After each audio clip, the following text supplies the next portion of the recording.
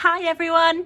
Okay, so happy new year to you. Today I just wanted to talk really quickly about pickle.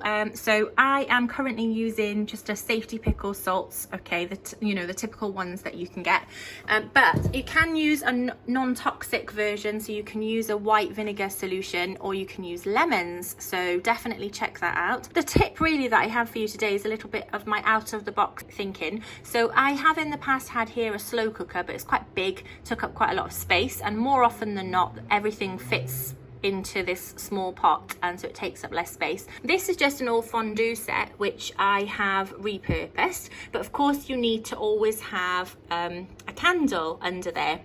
And I actually found this at home that wasn't being used. Now this is just like an air wick, I think it is, thing that usually you put like wax melts into.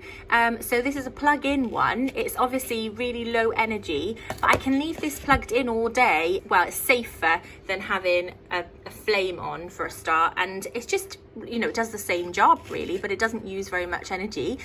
So just an alternative, which maybe you might have one of those knocking around your house, or you might be able to pick one up fairly cheap in the supermarket. It did have a black top on.